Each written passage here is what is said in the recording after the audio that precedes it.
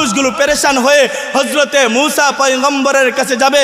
হজরতে মূসা পয়গম্বরও বলবে নফসি নফসি, আমার পক্ষে সম্ভব না, আমার পক্ষে সম্ভব না, ঈসা পয়গম্বরের কাছে যাও।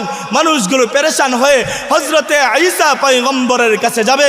হজরতে ঈসা পয়গম্বরও বলবে নফসি নফসি। সরকার দু আলম নবীর কাছে যাবেন।